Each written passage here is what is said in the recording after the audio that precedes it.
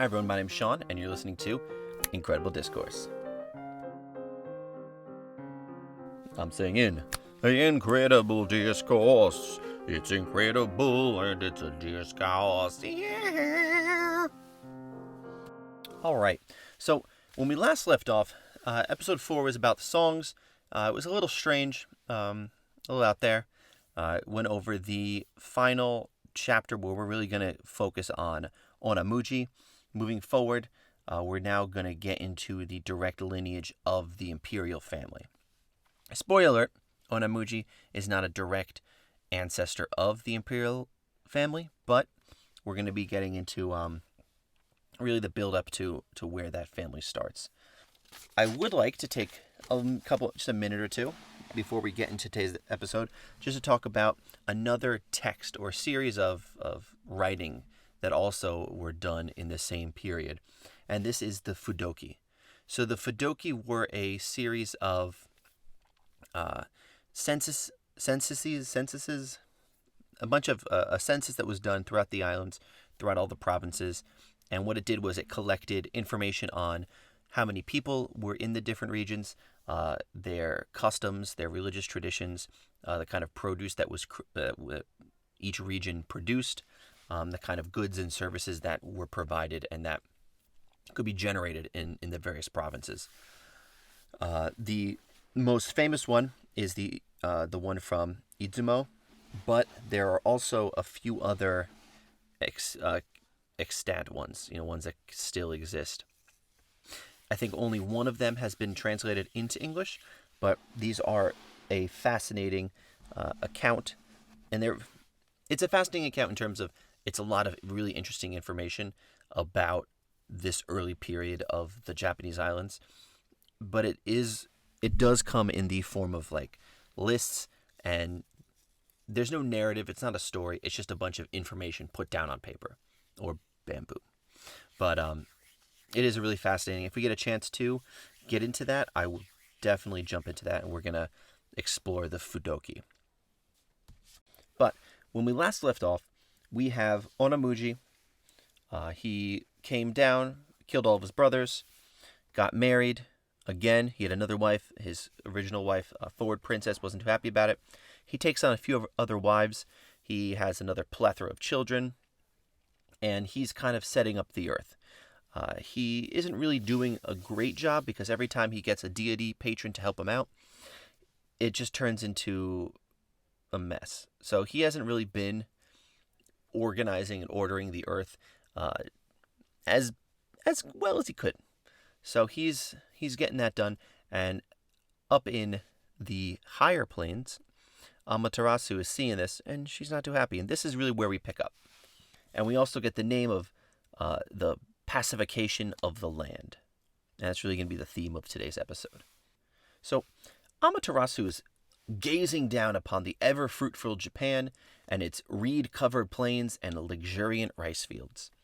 These are how the islands of Japan are often referenced in the Kojiki as the reed-covered plains and luxuriant rice fields.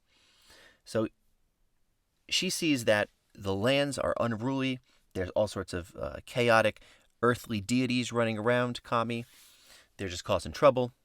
And she has come to the establishment that she needs to step in and make sure that this gets fixed. So what she does is she sends her son. And like all great names in the Kojiki, Amaterasu's son has an extremely long name. So she sends down, truly conquer, I conquer, conquering swift heaven, great ears. Yes, aka Ame no Oshi no Mimi. So Ame no Oshi goes down to earth. He set out with the task of ordering the earth and making sure everything is really where it should be and kind of, get things under control. So he starts to descend down from heaven to earth, and he gets to the heavenly bridge. And this is the bridge where Izanagi and Izanami took their spear and kind of whipped everything up. But by the time that Ame no Oshi gets there, he sees how it's in an awful uproar. And he's not really about getting his hands dirty. So he just, nope. And he just bounces. He just decides, I'm not going to go. and he leaves. So he gets back up to heaven and says, "Hey, Amaterasu, I would love to go, but I'm not. I'm not going to go. That's where we are. That's the situation that we find ourselves in. So, best of luck, but you got to find someone else for the job." So, Amaterasu gets together with the high august producing wondrous deity, one of the original five, and so what they do is those two gather a 800 myriad deities, which is basically every deity that has existed or exists in the heavenly planes. So they gather all of the heavenly deity and try to figure out a plan. And they all meet up in the bed of the tranquil river of heaven. So now when they say bed, they mean the shore, like the shore of the river. It gets translated to bed a lot, but the actual, if you were standing next to the river of the tranquil river of heaven, that's what is referred to here. And because there are so many deities, they need some way to kind of get all of their minds and come to a conclusion, come to a decision, somehow to get everyone to cooperate. So they call upon the deity thought includer. And the deity thought includer includes everyone's thoughts. So thought includer is able to take the ideas and thoughts of the 800 myriad deities and concentrate it down into one idea, while including thoughts, because they're the thought includer. That's what they do.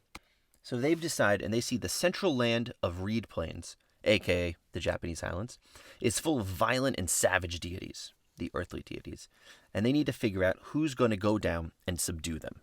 Who's going to go make this place livable? So they come up with Ame no Hoi.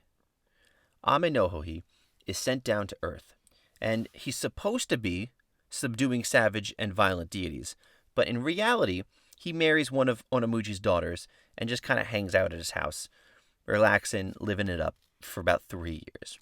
And it takes 3 years for Amaterasu to realize maybe Ame no Hoi isn't really doing what they sent him down to take care of. So Amaterasu realizes it's been 3 years. I haven't heard back, so they go and they check on him, and they see him not doing what he was supposed to do. So what Amaterasu does, Amaterasu goes and gets the high august producing wondrous deity and the rest of the 800 myriad deities, and they realize Ame no Hoi isn't really going to cut it for this mission. Taking too long, not really doing anything. So they devise a new mission. So they get Thought Includer to come up and include everyone's thoughts, and they come up with their next person. So this is the third deity that they try to go send down. The first one being Ame no Hoshi. Ame no Oshi is the first one. And now this is Ame no Hohi is the second one. Both of them have failed. The third person they send out is the Heavenly Young Prince. Right? Heavenly Young Prince. Sounds good. So they send him down and they say, hey, maybe one of the reasons the other two have failed miserably is because they didn't have the right equipment. So they said, Heavenly Young Prince, it's dangerous to go alone. You should take this. And they hand him the true deer bow and the heavenly feathered arrows.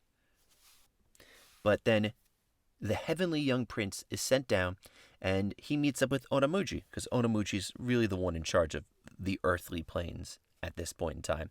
And he's so taken by one of Ona Moochie's daughters, he ends up marrying her. He marries Shita Terra Hime, the undershining princess. And who basically just takes up residence living with Ona Moochie as well, and nothing gets done.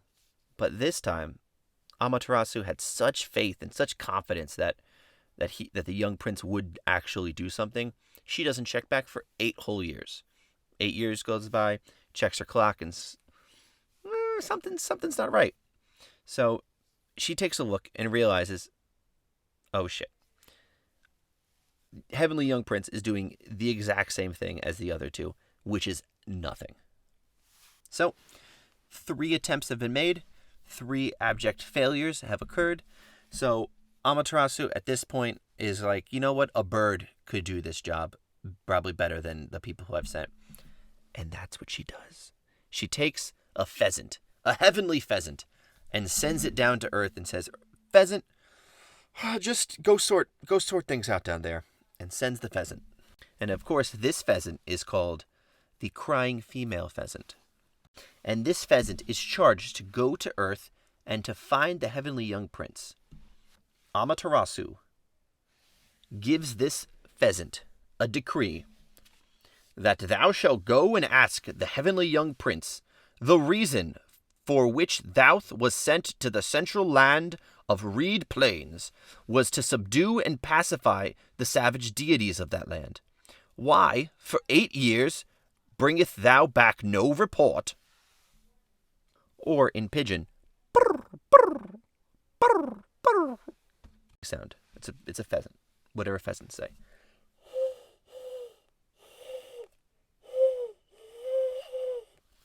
Which, from what I understand, is basically that in pheasant. Or pigeon. Don't judge me. But for as much as a heavenly pheasant being sent down, the name that's actually in the text is the name crying female pheasant, which is possibly a nameless female, or could be translated to as mourning female. So we're not really sure if it's the pheasant is just like a nickname or an allusion for a certain particular female deity, or if it's an actual bird. Personally, and I think in general it makes a better story if it's a fun bird, but it's probably just a sad female or a sad bird, which is also a female, but I digress. So this pheasant, and the story works better if it's a pheasant.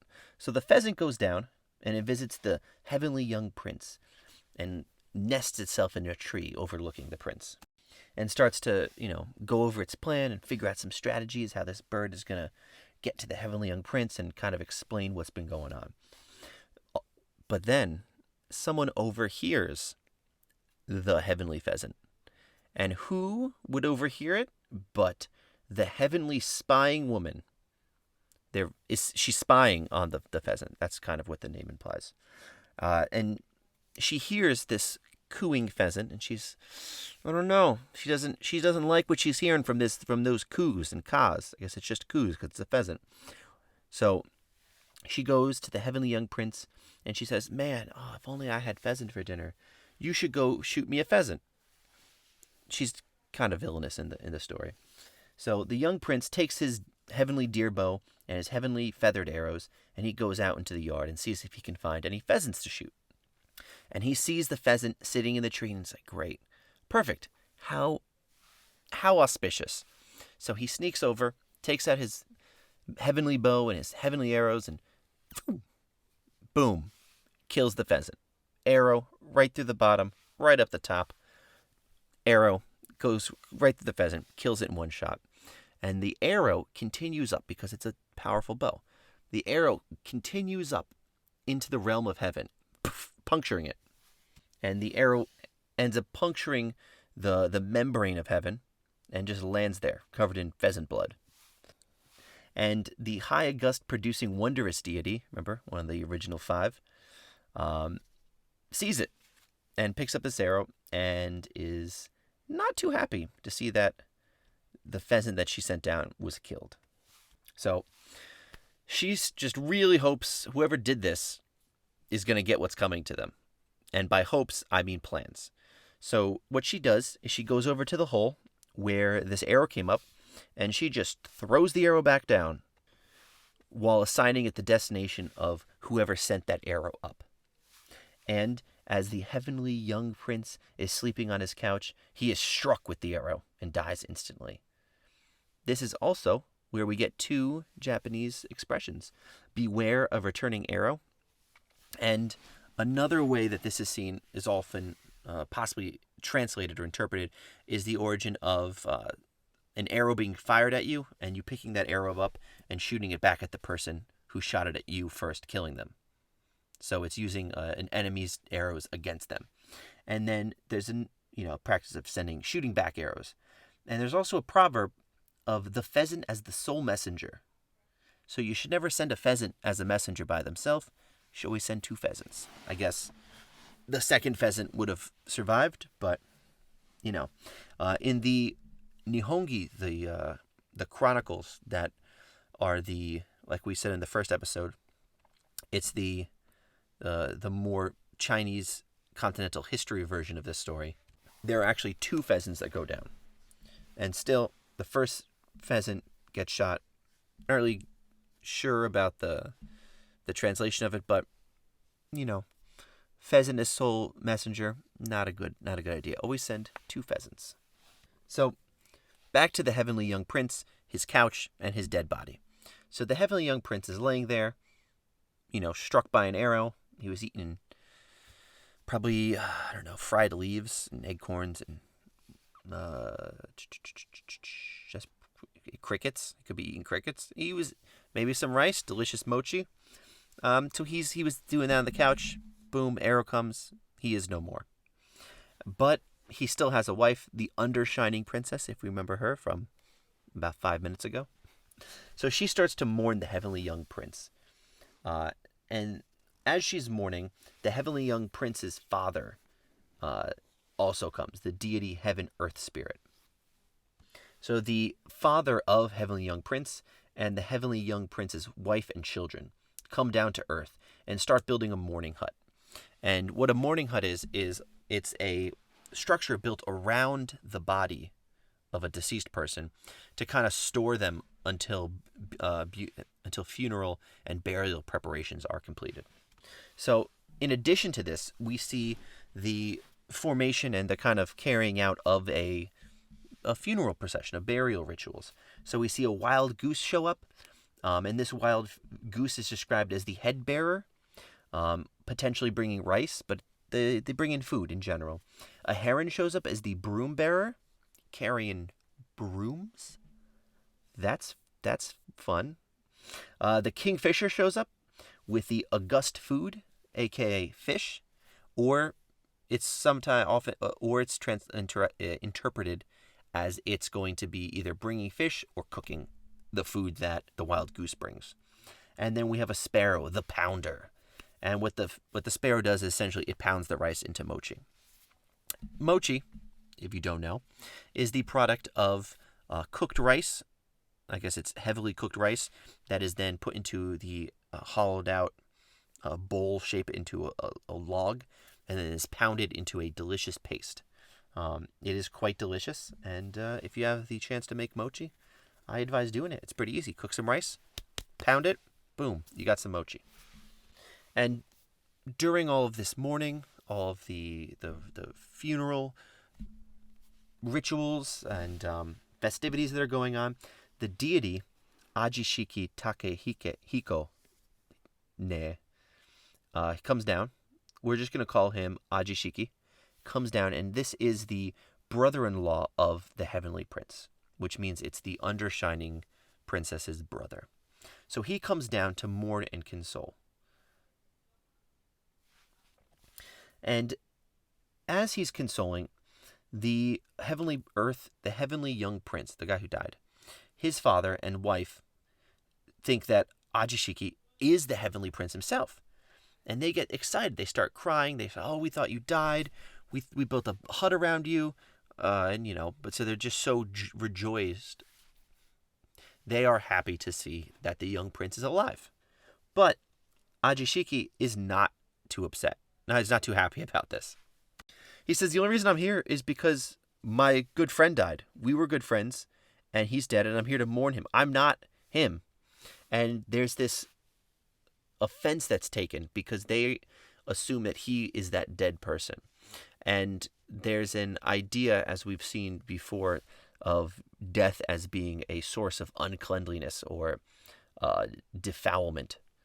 And being associated with that kind of defoulment is highly offensive. So he tells them, "Why should I be likened to an unclean dead person?" And so Ajishiki's really upset. He draws his blade and he cuts down the mourning house. He kicks it away and he mashes it up and flees in anger, right? He gets overly excited, whips out a sword, bashes into the mourning hut, kicks all the boards away, shows everyone the young heavenly prince's body, and flees in anger because he knows it's not the most polite thing what he did. And as he's fleeing, his sister cries out, basically, We know who you are. You can't fool us. We know you. We know we thought you were him, but now we know who you are. And even if you run away, we still know you're going to be blamed for this. So this kind of episode wraps up, and it ends with Ajishiki basically coming up to a funeral, being offended, and then basically wrecking the place and leaving. So Amaterasu, seeing this, is not totally convinced that the middle plane the plane, the earthly Japanese islands, are completely pacified, because she's seeing a lot of violence happening down there. So they see that the pheasant was killed, which is one of their messengers. The young heavenly prince was killed, which is one of their messengers, and they kind of just gave up on the other two that basically never did anything. So Amaterasu gets those myriad of deities back. They get the thought includer, and they say, "Hey, thought includer, what are we doing? What do we got? What can you help us out with?" So the thought includer, suggests the majestic point blade extended. Ooh. Or the majestic point blade extended sun, brave, awful, possessing male deity. I know. Pretty great names. But the problem is that they can't really get to where the majestic point blade extended deity lives. And who is the majestic point blade extended deity, and why is he named such? Well, he is one of the deities that was born off of the blade that was used to kill the fire deity when Izanami perished in the birthing of it. So when Izanami gave birth to the fire deity, Izanagi was enraged at Izanami's death, took out his beautiful heavenly blade, and hacked the fire deity to bits. The blood that fell off of the tip of that sword became the majestic point blade extended deity. So Amaterasu is trying to get to the home of majestic point blade extended deity, but they can't, because he lives at the source of the tranquil river of heaven. This is the river that everyone's been gathering at the bank of, on the bed of the river, and the problem is that they can't get to it. There's something blocking the way. They are unable to get there. So they say, "Hey, heavenly deer deity, it looks like we know you can get over there. So can you go talk to Majestic Point Blade and see if he can, see if he can go down and help us out?" So the heavenly deer deity goes over and basically explains the situation to the Majestic Point Blade deity. Majestic Point Blade says, "You know what? Great idea. I'm not going to go. You should send my son." And that's basically kind of just it's the same thing that Amaterasu is doing, where Amaterasu wants something done. So instead of doing it herself, she gets a committee and sends a representative. In the same stream, because we're by a river, we see the majestic point blade hear it, think about it. He's like, I'm a committee of myself. I'm going to send a representative. So he sends his son, the brave, awful, possessing male deity. Brave, we get that word awful as in awe-inspiring, like, awe. That's great. Possessing, he possesses things. He's male. He's also a deity. So the brave, awful, possessing male deity hooks up with the heavenly bird boat deity, and they head off to Earth. Heavenly bird boat, as you can imagine, helps people get around. It's a heavenly bird boat. Also, the brave, awful, possessing male deity is also known as Taka Amica. Taka Amica. So we're going to be calling him Taka Amica going forward. So Taka Amica descends to the little shore of Inasa in Izumo. And what happens is he draws his sword. Him and the bird boat deity draw their swords, put them upside down, squat on them, and ride the wave to shore. So if you can imagine descending from heaven, get into the water, they're on a wave, they're squatting on the top of the hilt of the sword while the point is down in the water, and they're sailing that into shore. And that's basically what's described. And they get to Izumo. Izumo, if you haven't noticed, pretty popular place. And once he gets to Izumo, he speaks to Ona Moochie. Hey, I was just speaking to Amaterasu. She sent me here, and I'm kind of here to just take over. You don't have to do anything anymore. You get to relax. You don't have to be in charge. You don't have to pacify the land. You don't got to build the country. I got it. I'm going to take care of it for you. Also, all the deities kind of want me to do it, so, let's be good about this. And Ona Moochie, being himself, says, you know what? I'm okay with it. I don't have a problem, but I do have 2 sons. And you got to ask these 2 sons if it's okay. Because they're eventually going to inherit it from me. And at this point, let them take care of it. If they're okay with it, I'm okay with it. Go crazy. Do whatever you want. Taka Amica first has to get the permission of 8-fold thing sign master. The oldest son. The guy who lets people know about things with his signs and his things. Turns out he's not there at the moment. Please leave a message after the beep. So Bird Boat goes and fetches 8-fold thing sign master. Brings him back. 8-fold thing, reasonable guy, says, you know what? Go for it. I mean, I'm pretty good here. It's not really going to change what I do. Knock yourself out. I'll probably help you if you need some pacifying somewhere, but yeah, I'm pretty good. Perfect. Boom. 1 son out of the way. He's got permission. Now the second son, Brave August Name Firm, a.k.a. Minagata. This guy's going to cause some trouble. So he shows up, he's summoned, and he comes back to Izumo and sees that, Taka Amica's there trying to abdicate the throne, basically take control of the land. And so Ona Moochie will no longer be the sovereign lord of the Middle Plain, but it'll now be Taka Amica. So Minagata decides, you know what? I'm not going to be as passive as those other guys. I challenge you to a feat of strength. So Taka Amica, being the gentleman he is, goes over and decides to shake hands and says, I agree. Put her there. So they shake hands.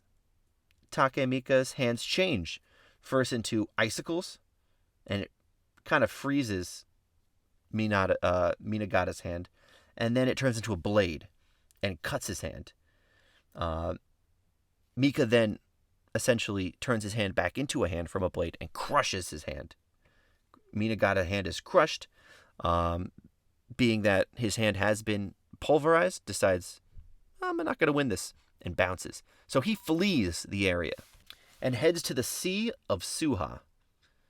But Myka, chases him down, meets him there at the Sea of Suha, and Minagata surrenders. So Taka Amica goes back to see Ona Moochie and lets him know, hey, Minagata has surrendered. Both your sons have surrendered. Now, time to give me control of the central lands of Reed Plains, a.k.a. Japan, the Japanese islands. But Ona Moochie has one request, one more little tidbit that he is taking care of. If you build me a temple on the highest rocks reaching to heaven, like the august palace of my replacement, I will vanish to Hades and serve him there. And my children, the kami of earth, will not rebel against you. If the kami, 8-fold signed master, is the protector of your escorts. So, turns out, Taka Amica isn't the one who's going to be taken over anyway. He's just a messenger for the governing bodies of heaven. It turns out that Ona Moochie wants a really cool house so he can retire in. And this kind of makes sense because they sent a bird before him. They weren't really going to put the bird in charge. I mean, they might have. The bird was doing a better job than everyone before him. But that's not the point. The point is that Taka Amica with his hand-crushing sword ice hands, isn't the one who's going to be taking over. He's just a herald of the the 800 myriad deities to kind of to come down and set everything up so that the person who is going to be in charge, the august lord, the person who's going to be replacing Ona Moochie, can come down and be all settled when he gets there. And this is why you see in Ona Moochie's request, build me a temple on the highest rocks reaching to heaven, similar to the august palace of my replacement. So I want a house like the person who's going to replace me, and then I'm going to bounce. I'm out, and I'll serve him. So build me a great house, and then I'll leave, great temple, and I'll leave, and I'm going to help out whoever's in charge. Second, all of my kids will help you out who are still here on Earth if you put my son in charge of being one of your escorts. Give him a position, and then all of the other children will also follow you. So, pretty good deal. Taka Amica agrees to this, and boom, Ona Moochie disappears. He's gone. So what happens is the palace is built on the shores of Tagishi in Izumo. Boom. A wondrous eightfold deity comes up. It can turn into a cormorant, which is a fun fact, and essentially becomes the butler, the servant of this temple. The wondrous eightfold deity, that's the butler / servant / priest / caretaker of the temple of Ona Moochie. And Ona Moochie's done a lot for the central plain reed plains, so he gets a big temple. And once all of this is done, Taka Amica, finishes it up and ascends with his report of success. Goes back to the Heavenly Plains, gets to tell Amaterasu, mission accomplished. And so here we end it for today. Well, we're going to continue on, but I'm just letting you know, in terms of the Kojiki, we're done. So Taka Amica has ascended to heaven, lets everyone know. This wraps up the story of Ona Moochie. It wraps up the beginning of the pacification of the earth, and next time we're going to get into the first ruler, heavenly ruler, to come down and settle on earth. So, I hope you enjoyed this episode of Incredible Discourse, the history and archaeology of the Japanese archipelago. If you have any comments, questions, or concerns, please send me an email to incrediblediscourse@gmail.com. You can also follow me on Twitter at Incredible Discourse. I think it's just increddis. I'll double check that. I should know this, but you know what? Leave me alone. Actually, don't leave me alone. Find me on Twitter and follow me or retweet some stuff I put out. That's it for today. Thank you very much. We're going to have another episode coming out, and if you do send me some questions, I'll be able to answer them in my podcast, which you're listening to right now. So, that's all I got for today. This podcast is recorded in not in front of a live studio audience. It's recorded in a closet by myself. Just Sean, all by myself. Oh, there's a cat. And there's a cat here. Just me, Sean, in a closet with a cat.